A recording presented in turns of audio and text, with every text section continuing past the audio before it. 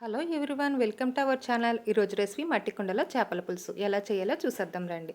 కావాల్సిన ఇంగ్రీడియంట్స్: చేప ముక్కలు, ఆనియన్స్, టమాటా, అల్లం, వెల్లుల్లి, దాల్చిన చెక్క, ధనియాలు, పచ్చిమిర్చి.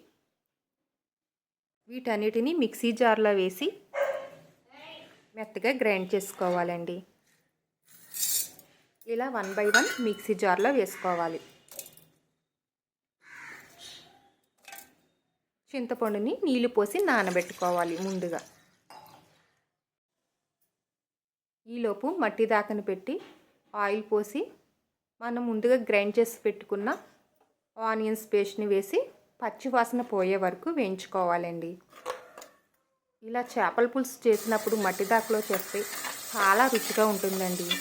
సిల్వర్ దాకల్లో అయితే అసలు చేసుకోకూడదు, కానీ ఈ జనరేషన్లో ఎక్కువ అవే వాడుతున్నారు అందరూ. ఇలా మట్టి దాకలో చేసుకుంటే ఆరోగ్యానికి కూడా చాలా మంచిది.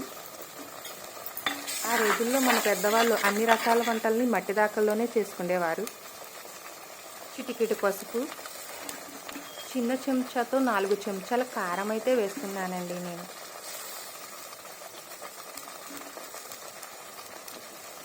రుచికి సరిపడగా ఉప్పు కూడా వేసుకోవాలి. వీటన్నిటినీ బాగా కలపాలి.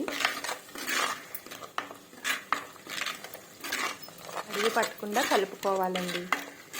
సిమ్ములో పెట్టుకుని వండుకోవాలి మట్టి దాకలోని. పచ్చిమిర్చి కూడా వేసి కలుపుతున్నానండి. చింతపండు రసం కూడా వేస్తున్నాను. ముందుగా చింతపండు నానబెట్టాను కదండి, రసం తీసుకుని చింతపండు కూడా వేయాలి.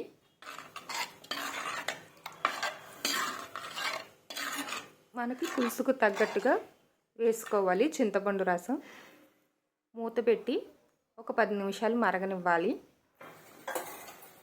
చూడండి, బాగా మరుగుతుంది. ఇప్పుడు ఒక్కటిగా మనం ముందుగా శుభ్రం చేసి పెట్టుకున్న చేప ముక్కల్ని వేసుకుందాం.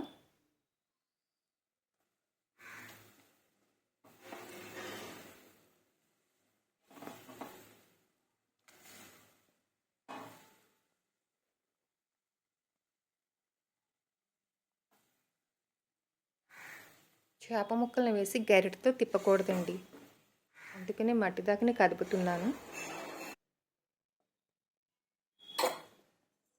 ఒక 10 నిమిషాలు లేదా పావు గంట మూత పెట్టి ఉంచుతాను.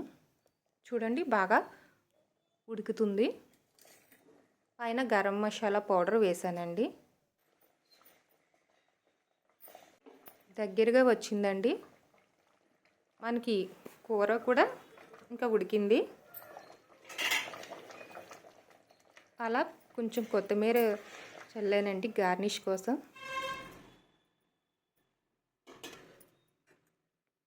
మనకి చేపల కూర అయితే రెడీ అయ్యిందండి. ఇంకొన్ని మట్టి దాకలో కొర్రమీను చేపల పులుసు. నా వీడియో కనుక నచ్చితే లైక్ చేయండి, షేర్ చేయండి, మన ఛానల్ సబ్స్క్రైబ్ చేసుకోండి.